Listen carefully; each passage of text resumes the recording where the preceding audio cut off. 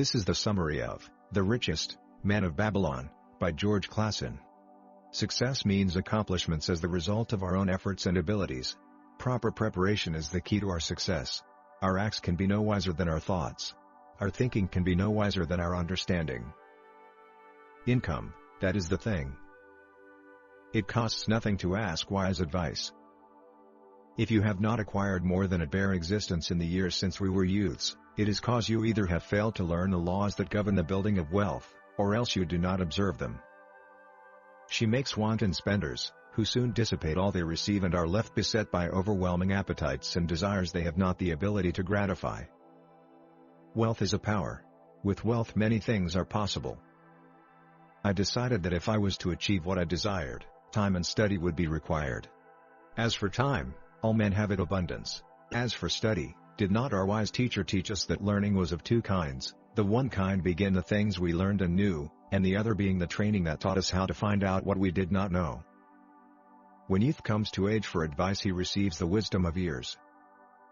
The sun that shines today is the sun hath shone when thy father was born, and will still be shining when thy last grandchild shall pass into the darkness. The wisdom of age is like the fixed stars that shine so unchanged that the sailor may depend upon them to steer his course. I found the road to wealth when I decided that a part of all I earned was mine to keep, and so will you. You pay to everyone but yourself. You labor for others. Every gold piece you save is a slave to work for you. What you save must earn. Men of action are favored by the goddess of good luck. A part of all you earn is yours to keep. It should be not less than a tenth no matter how little you earn. It can be as much more as you can afford. Pay yourself first. Wealth, like a tree, grows from a tiny seed. The first copper you save is the seed from which your tree of wealth shall grow. The sooner you plant that seed the sooner shall the tree grow. And the more faithfully you nourish and water that tree with consistent savings, the sooner may you bask in contentment beneath its shade. Advice is one thing that is freely given away, but watch that you take only what is worth having. You first learn to live upon less than you could earn. Next you learn to seek advice from those who are competent through their own experiences to give it. And, lastly, you have learned to make gold work for you. My sons, think only of spending and give no thought to. Opportunity is a haughty goddess who wastes no time with those who are unprepared. Willpower is but the unflinching purpose to carry a task you set for yourself to fulfillment. Wealth grows wherever men exert energy. Wealth grows in magic ways. A part of all I earn is mine to keep. A small return and a safe one is far more desirable than risk. Enjoy life while you are here. Life is good and life is rich with things worthwhile and things to enjoy. A part of all you earn is yours to keep. By taking advantage of opportunities available to all. Only a great desire for wealth. That which one man knows can be taught to others. Truth is always simple. Lean purse, for each 10 coins I put in, to spend but 9. All men are burdened with more desires than they can gratify. Therefore, engrave upon the clay each thing for which thou desireth to spend. Select those that are necessary and others that are possible through the expenditure of 19ths of thy income. Cross out the rest and consider them but a part of that great multitude of desires that must go unsatisfied and regret them not. Budget and thy necessary expenses. The purpose of a budget is to help thy purse to fatten. It is to assist thee to have thy necessities and, insofar as attainable, thy other desires. It is to enable thee to realize thy most cherished desires by defending them from thy casual wishes. Like a bright light in a dark cave, thy budget shows up the leaks from thy purse and enables thee to stop them and control thy expenditures for definite and gratifying purposes. Budget thy expenses that thou mayest have coins to pay for thy necessities, to pay for thy enjoyments and to gratify thy worthwhile desires without spending more than 9/10 of thy earnings. To put each coin to laboring that it may reproduce its kind even as the flocks of the field and help bring to thee income, a stream of wealth that shall flow constantly into thy purse. Thus it is wise that we must first secure small amounts and learn to protect them before the gods entrust us with larger.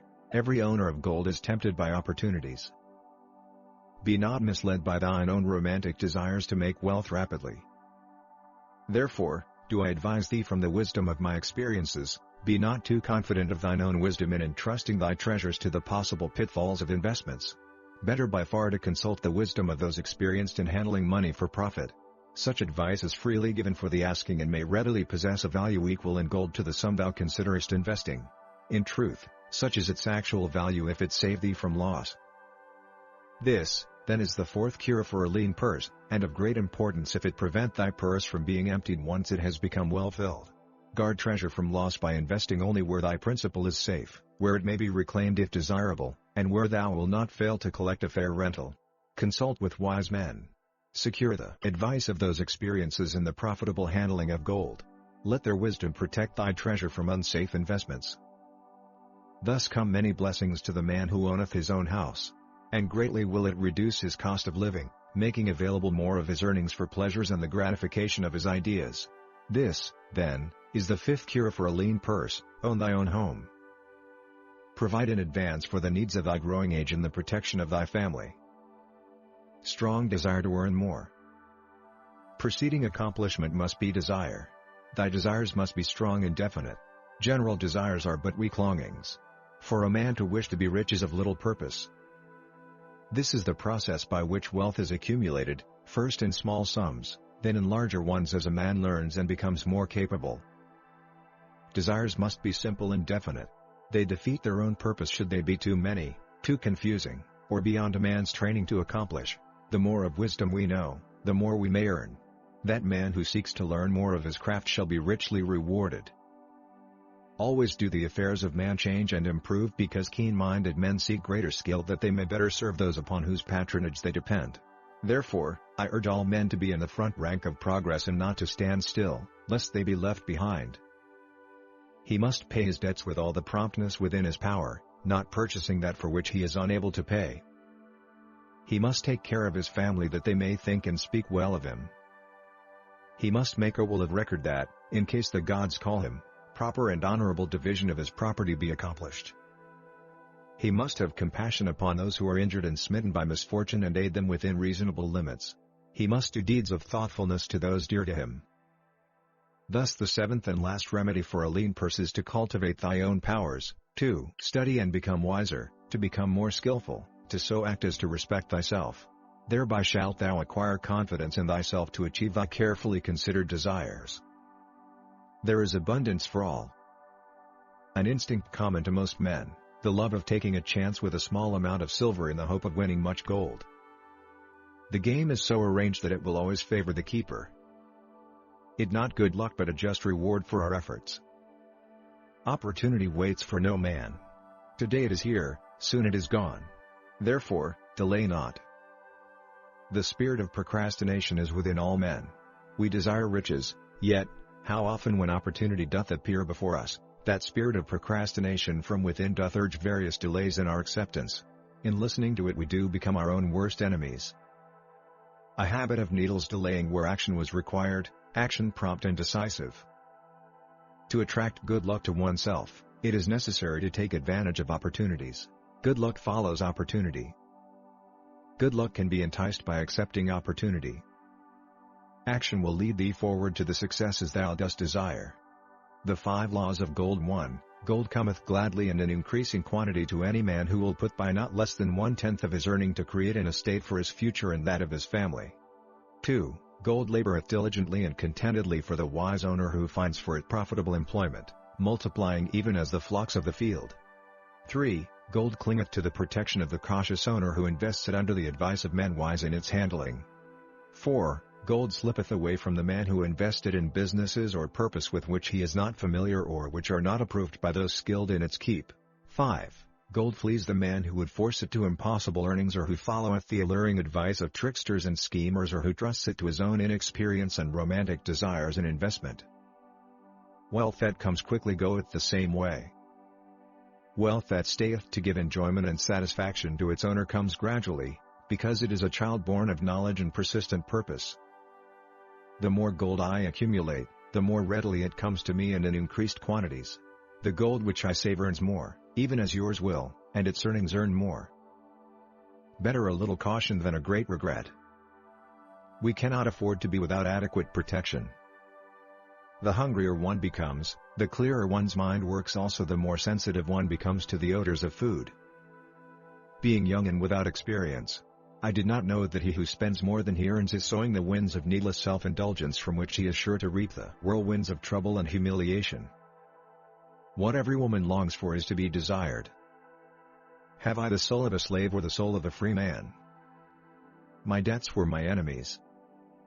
The soul of a free man looks at life as a series of problems to be solved and solves them, while the soul of a slave whines, "What can I do who am but a slave?" Where the determination is, the way can be found. The man who keepeth in his purse both gold and silver that he need not spend is good to his family and loyal to his king.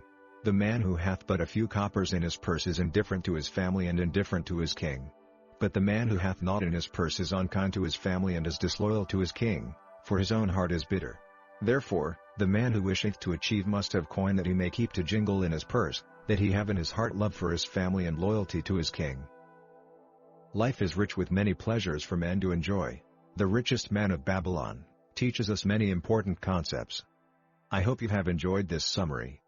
Let us know in the comments section which book you want to see next. I also have attached a link down in the description below if you want to buy this book. Thank you for watching the video.